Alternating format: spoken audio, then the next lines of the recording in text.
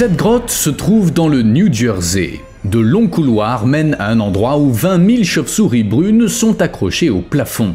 Ces petites créatures, grisâtres et à la fourrure épaisse, y passent leurs hivers. En se tenant suspendues tête en bas comme il se doit, les ailes repliées, et elles sont si nombreuses que le plafond de la grotte semble vivant. On pouvait voir cette scène pendant de nombreuses années, mais un jour, en 1989, tout a changé. Des chauves-souris ont essayé de quitter la grotte, mais elles se sont heurtées à un mur. Le propriétaire du terrain avait décidé de sceller l'entrée avec du ciment, et 20 000 animaux se sont retrouvés piégés.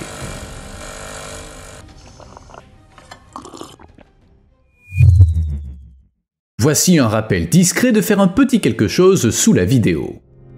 Quand j'ai entendu parler de ça, j'ai été très surpris, mais ce qui m'a le plus choqué, c'est d'apprendre que c'est une pratique courante.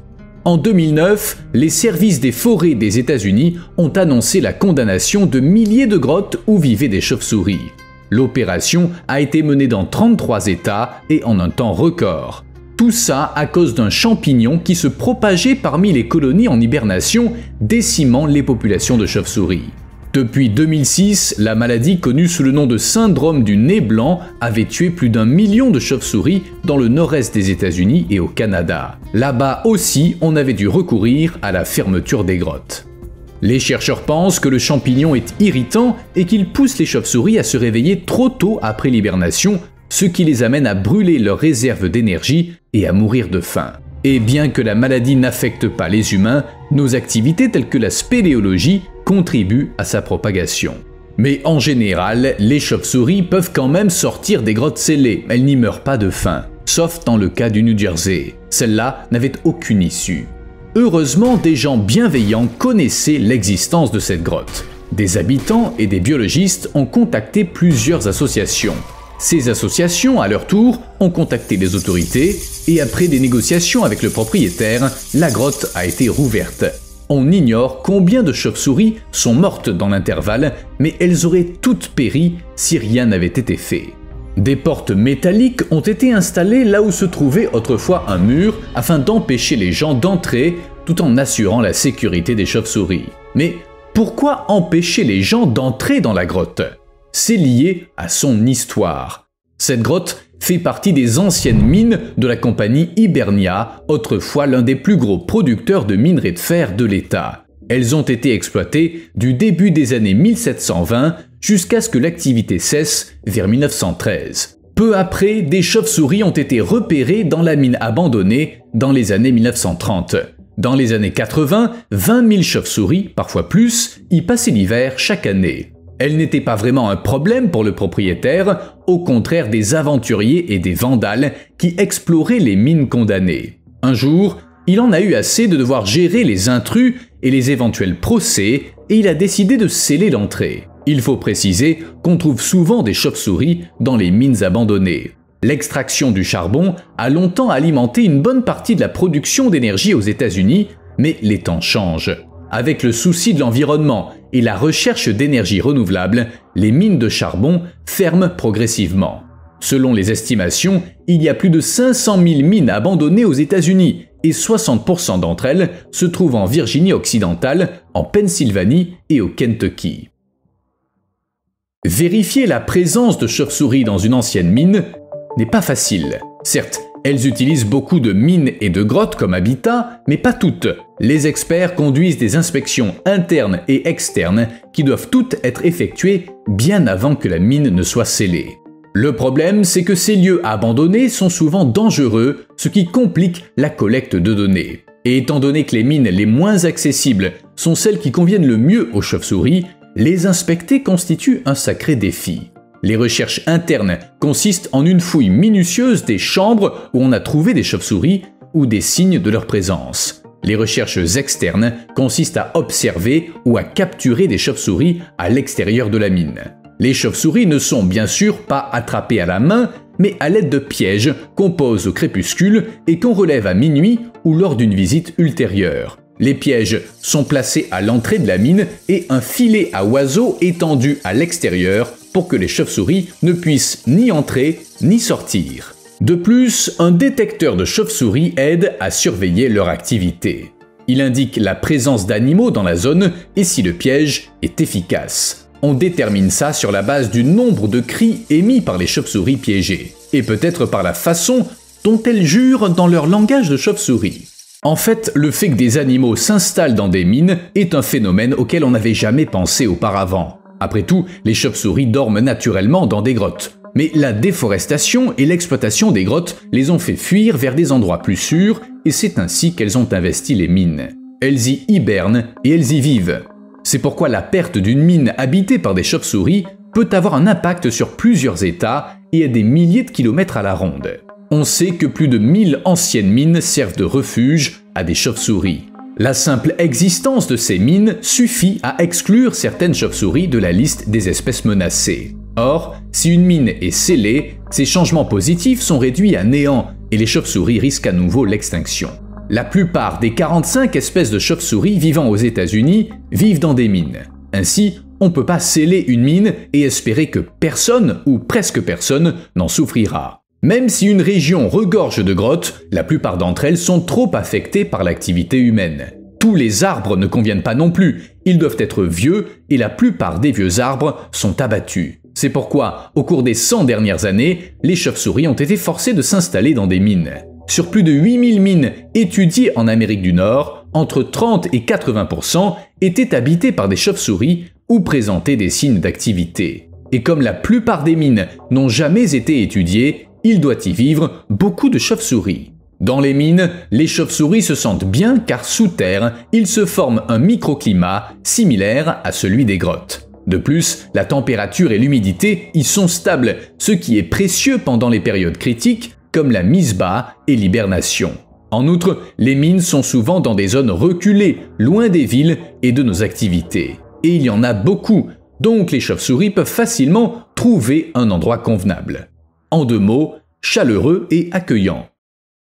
Malheureusement, on n'a réalisé que récemment à quel point les mines sont importantes pour elles. Avant, on les fermait sans étudier l'impact environnemental, c'est-à-dire personne ne vérifiait la présence d'êtres vivants. Mais on sait maintenant que sceller les mines où vivent des chauves-souris a 2 conséquences négatives. D'abord, ça détruit l'habitat utilisé par les chauves-souris pendant la migration, et ensuite elles se retrouvent piégées et elles meurent car elles ne peuvent plus sortir. Malheureusement, étant donné qu'on ferme énormément de mines, de tels incidents se produisent trop souvent. Un inspecteur a rapporté que sur 12 mines fermées avant 1993 à Iron Mountain dans le Michigan, certaines abritaient un grand nombre de chauves-souris. Il n'a pas donné de chiffres malheureusement, mais compter des chauves-souris n'est pas simple. Leur habitude de dormir dans des endroits sombres et clos nuit aux chauves-souris. En effet, lorsque l'évolution a favorisé cette habitude, personne n'avait prévu l'activité humaine. Par exemple, des molosses du Brésil ont vécu heureux pendant des années dans les appartements de Hillside Manor à San Antonio, au Texas. Mais ces derniers ont été rachetés et le nouveau propriétaire a décidé de combler les fissures par lesquelles les animaux entraient.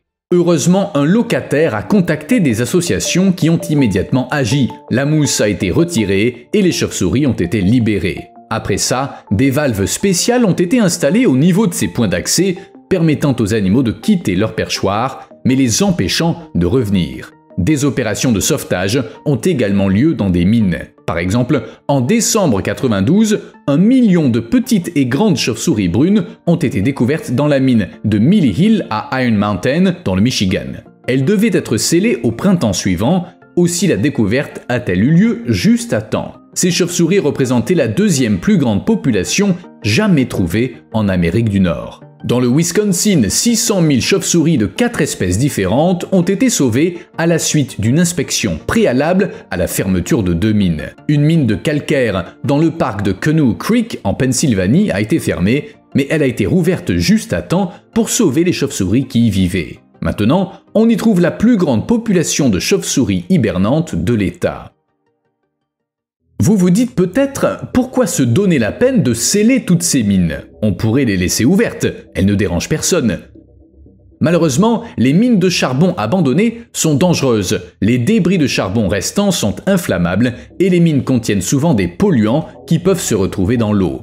Le gouvernement considère leur nettoyage comme une priorité pour prévenir des problèmes environnementaux et protéger les gens des dangers situés à l'intérieur. C'est pourquoi on les scelle, et ça a d'autres avantages, comme empêcher les gaz toxiques de s'échapper, minimiser l'oxydation à l'intérieur des mines et empêcher les gens d'entrer et de risquer de se blesser ou de perdre la vie dans un site abandonné. Enfin, les autorités ont maintenant compris qu'il faut sceller les puits de mines sans nuire aux chauves-souris. Étudier les habitats des chauves-souris et autres espèces est devenu une partie intégrante du processus d'inventaire qui précède toute fermeture.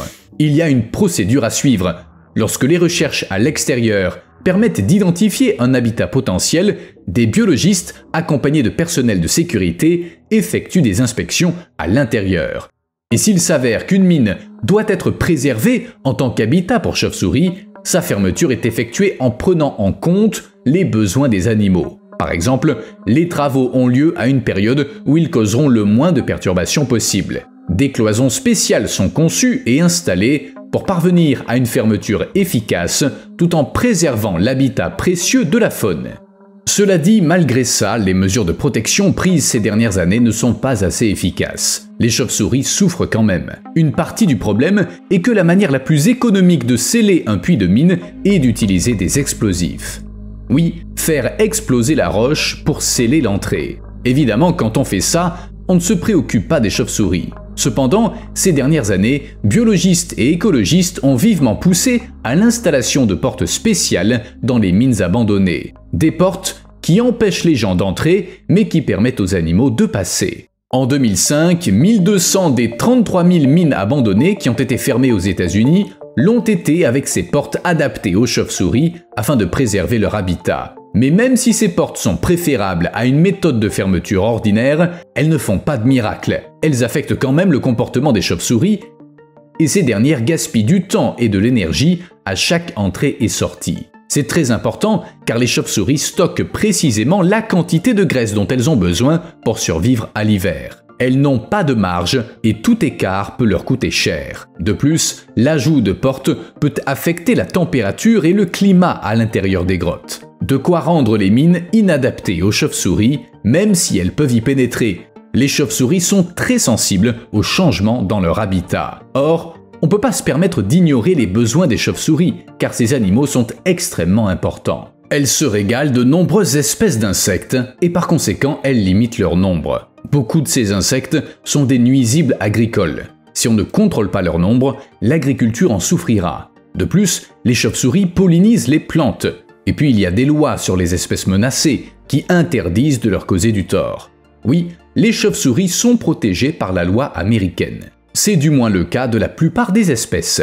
Et qu'en est-il des mines de la compagnie Hibernia? Eh bien, leur histoire a connu des hauts et des bas. Au début des années 2000, la colonie comptait 30 000 individus. Malheureusement, en janvier 2009, elle a été frappée par le tristement célèbre syndrome du nez blanc et pour ainsi dire, en un clin d'œil, 90% des chauves-souris sont mortes. Faire s'installer des chauves-souris dans une vieille mine ne semble peut-être pas compliqué, mais ça nécessite une coopération étroite entre des groupes qui ne sont pas toujours d'accord. Par exemple, dans la mine de Magazine dans l'Illinois, des ouvriers ont soudé un treillis métallique sur le puits d'admission d'air, ce qui permet aux chauves-souris d'aller et venir. Subvention aidant, des bénévoles ont posé une clôture autour de l'entrée principale et installé 49 arches pour stabiliser le tunnel. Le projet, achevé en 2001, a coûté près de 119 000 €. Après ça, la colonie de chauves-souris de l'Indiana s'est vite développée. En 1996, il n'y en avait qu'une centaine selon l'enquête initiale. En 1999, la population était passée à 9 000, en 2001 à 15 000 et en 2003, il y avait plus de 26 000 chauves-souris. En fait, leur nombre augmentait plus vite que ça ne semblait possible, ce qui signifie que la mine attirait des chauves-souris d'autres régions. Certaines compagnies apprécient de voir leurs anciennes mines transformées en sanctuaires, même si ça nécessite un investissement et que ça ne rapporte rien. Certaines sont même allées jusqu'à créer des tunnels artificiels pour les chauves-souris dans le cadre de leur programme de remise en état des terres. Elles ont utilisé d'énormes pneus de camion pour former des tunnels. Ensuite, elles les ont enterrés tout en laissant une extrémité ouverte pour laisser passer les chauves-souris. Une autre entreprise est allée encore plus loin en utilisant d'anciens tambours de bétonnières pour créer un abri artificiel. Parfois, des particuliers viennent en aide aux chauves-souris. Un bon exemple est l'histoire de J. David Bamberger, qui a un jour assisté à l'émergence nocturne de millions de molosses de la grotte Bracken au Texas. Il a été fasciné par le spectacle. L'homme a décidé de créer une version miniature de la grotte sur son ranch et, tant qu'à faire, d'y établir une mini-colonie de chauves-souris. Il a embauché des experts, acheté 20 tonnes de barres d'armature et 230 mètres cubes de béton projeté, dont on se sert pour construire des piscines. Et avec tout ça, construit une structure dotée de tunnels et d'un plafond en forme de dôme, riche en surface rugueuse mais non tranchante, pour permettre aux petites chauves-souris de se reposer.